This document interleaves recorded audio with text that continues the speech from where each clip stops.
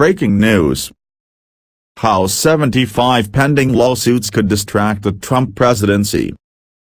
On this first anniversary of the start of his presidential campaign, Donald Trump spent much of the day in a setting he knows well, a room full of high-priced lawyers battling out a civil lawsuit. Trump paused his campaigning June 16 to answer questions under oath in one of his lawsuits against two celebrity chefs. He had sued Jeffrey Zakarian and Jose Andres after they backed out of a restaurant deal in response to Trump's inflammatory statements about Mexican immigrants. The 2-hour deposition was at least the third time Trump had to leave the campaign trail to be deposed by attorneys in one of his organization's many lawsuits. Just 2 weeks before Election Day, at least 75 of the 4,000+ lawsuits involving Trump and his businesses remain open, according to an ongoing, nationwide analysis of state and federal court records by USA Today. Trump is running well behind Democrat Hillary Clinton in most polls, about 5 points behind in the popular vote and Real Clear Politics rolling average of national polls. But if Trump were to win, the number of unresolved cases is unprecedented for a presidential candidate, according to political scientists and historians. Trump faces significant open litigation tied to his businesses. Angry members at his Jupiter, Florida golf course say they were cheated out of refunds on their dues, and a former employee at the same club claims she was fired after reporting sexual harassment. There's a fraud case brought by Trump University students who say the mogul's company ripped them off for tens of thousands in tuition for a sham real estate course. Trump is also defending lawsuits tied to his campaign. A disgruntled GOP political consultant sued for $4 million saying Trump defamed her. Another suit, a class action, says the campaign violated consumer protection laws by sending unsolicited text messages. If elected, the open lawsuits will tag along with Trump. He would not be entitled to immunity, and could be required to give depositions or even testify in open court. That could chew up time and expose a litany of uncomfortable private and business dealings to the public. One Trump case, over non-payment of tips to caterers at Trump's Soho Hotel in New York City, is scheduled to go to trial a week before Election Day. Even in the waning days of the campaign, in a speech Saturday in Gettysburg outlining his first actions if he wins the White House, Trump threatened to sue all of the women who've accused him of unwanted sexual advances, saying all of them are lying. The open cases raise questions about potential conflicts of interest that could become difficult for Trump to navigate. For instance, could his judicial appointments be influenced by his own court cases? This summer, he attacked a federal judge who was presiding over the lawsuit against Trump University, saying District Judge Gonzalo Curiel is biased against Trump because the judge is of Mexican descent and Trump proposes a Great Wall along the Mexican border. Another potential issue, would lawyers, parties in cases and even judges seek to curry favor with a powerful individual in a way that might alter the outcome? Norm Eisen, who founded the nonpartisan watchdog organization Citizens for Responsibility and Ethics in 2003 and later was the top White House ethics lawyer for President Obama in 2009 and 2010, ticked off a series of potential conflicts. The lawsuits against Trump University could raise questions about who Trump would appoint as education secretary, Eisen said. Somebody with favor to for-profit colleges? Trump's development of the old post office building in Washington is being overseen by the federal government, which leases the historic building to Trump, and lawsuits involving the development could involve government officials. Will he really put someone in charge that would testify against his business? Eisen wonders. And the mother of all conflict could be the IRS audit, he said. What if they suggest civil penalties, or even criminal proceedings? Alan Garton, general counsel for Trump and his business interests, downplayed the significance of the cases. Garton said only about 30 significant cases are open. The others are run-of-the-mill cases involving one Trump holding or another, frivolous causes or suits destined to be dismissed. The reality is we're an operating company. We'll treat all cases the same way if he's elected or not, and the results shouldn't be different in the eyes of the law. Clinton has her own share of litigation heading toward Election Day. Media groups are suing her trying to get more emails from her private server. They've also argued for the release of deposition videos. The email lawsuit is among about 30 open civil cases Clinton faces. Dozens will likely be tossed out because of immunity doctrines as she acted in her official role as Secretary of State. In nearly all cases, Clinton is named solely in her government capacity, often among a laundry list of other public officials. In a small fraction, like with the email server, some argue she should be held accountable as a private individual. Clinton's campaign staff did not respond to questions about the open cases. USA Today network reporters spent more than 6 months gathering court records in more than 4,000 lawsuits involving Trump and his companies. They traveled to courthouses, studied thousands of pages of records and contacted lawyers, litigants and witnesses across the country. For comparison, the newspaper also pieced together the record of Clinton's court cases. The exclusive analysis found an unprecedented mountain of legal battles for a presidential candidate, ranging from skirmishes with pageant contestants to multi-million-dollar real estate lawsuits. The cases offer clues to the leadership style the billionaire would bring to the White House.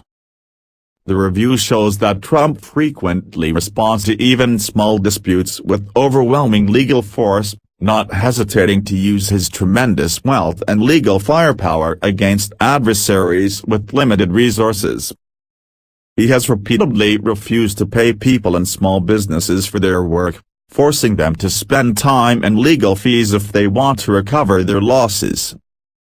At least 60 lawsuits, plus hundreds of additional liens, judgments, and other government filings reviewed by reporters, documented cases where people accused Trump and his businesses of failing to pay them what they were owed for their work.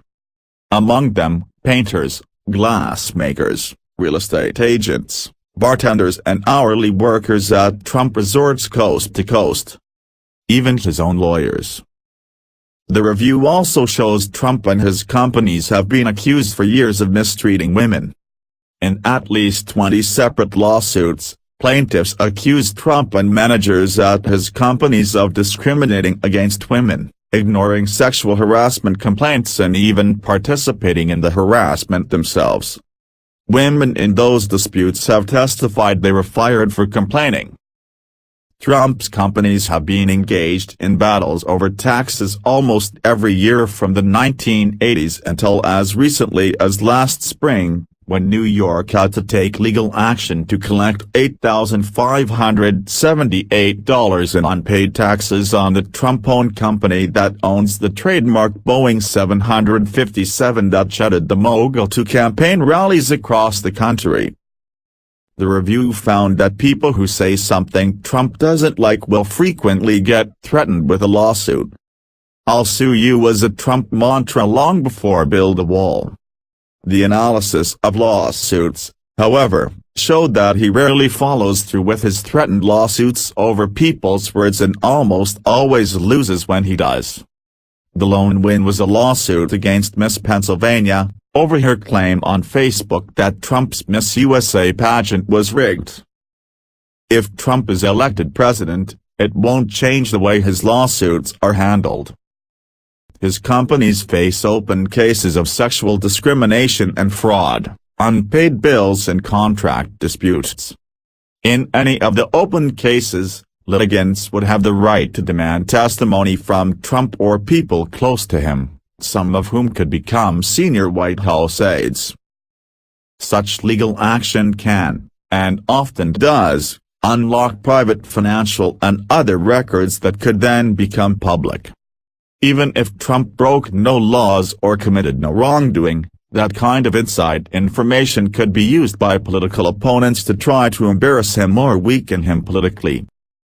Clinton could face similar challenges as litigation over her refusal to turn over emails from her time as Secretary of State moves forward.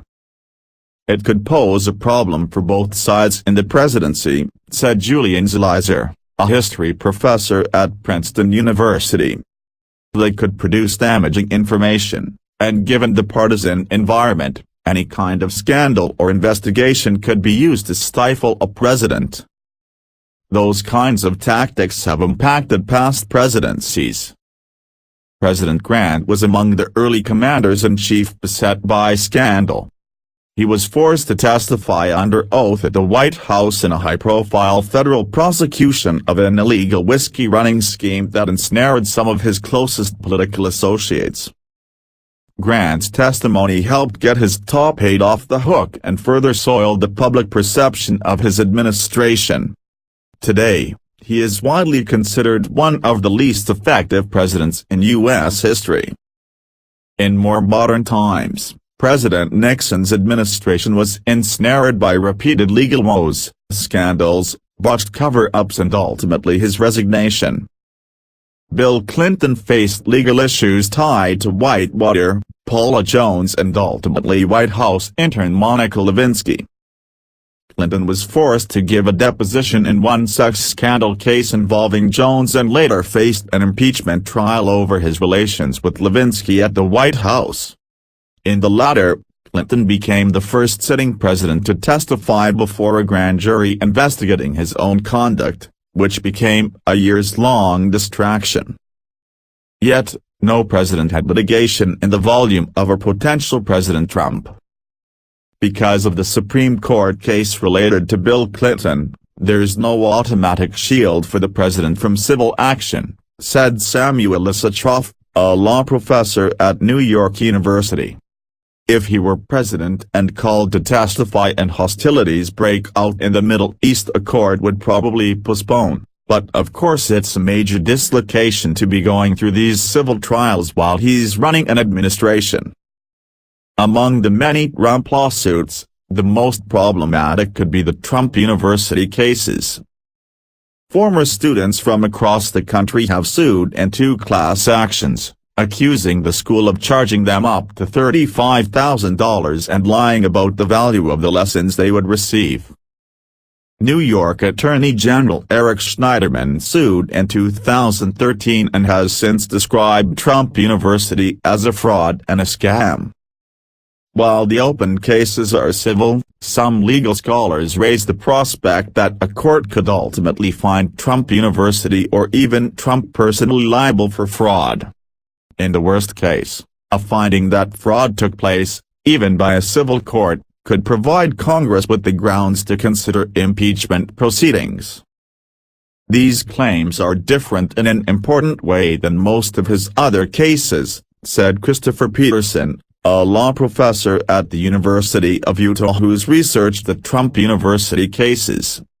Even though the burden of proof would be lower in civil court to prove Trump liable for fraud or racketeering, Peterson said, the evidence that you would use to prove those claims would be interchangeable.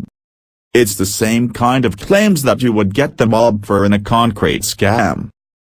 At a minimum, if the cases go forward, additional testimony by instructors and students about predatory sales tactics would become public.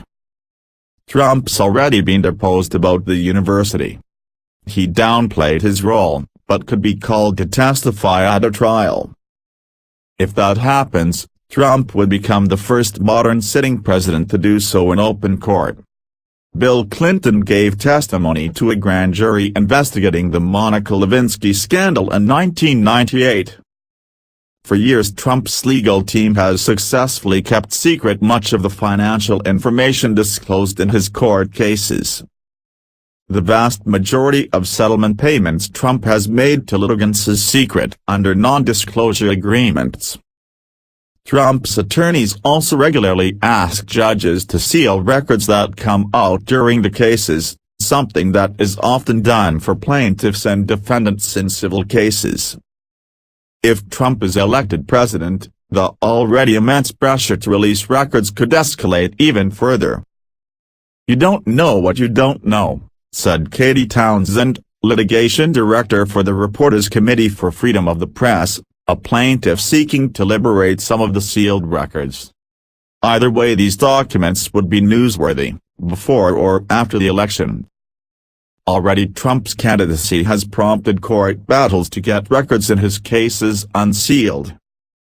In September, a judge ruled against USA Today and the New York Times in an attempt to unseal court files from Trump's 1990 divorce from his first wife, Ivana. District Court Judge Gonzalo Curiel ruled over the summer to keep private the video recording of depositions in the Trump University cases, partly for fear they would add to the political tint of the case and since transcripts are already available. But in September, Trump attorneys lost battles to keep videotapes sealed in cases involving his Washington hotel and Jupiter, Florida, golf club. And a group of journalists are battling to unseal the settlement in a 1983 case tied to the destruction of Bonwood Tower in Midtown Manhattan to make way for Trump Tower. The suit alleged undocumented Polish workers performed the work off the books. The settlement is still secret. A judge ruled against unsealing those records this summer, but the journalist group is appealing. In June, in the days after the deadliest mass shooting in American history, as both presidential candidates and the rest of the nation were coming to grips with the terror attack on Orlando's Pulse nightclub, Trump was also being deposed in Washington in one of his two lawsuits against the chefs, Zakarian and Andres. The duo wanted no part of the eatery they'd planned to open in Trump's luxury hotel in the old post office building just down the street from the White House. Their reason, their reputations and their brand were badly damaged by associating with Trump after his comments a year earlier branding Mexican immigrants as rapists, murderers and criminals. As they sought to establish the idea that such statements could be bad for any business, the chef's attorneys asked Trump about the fallout for his businesses from his incendiary comments.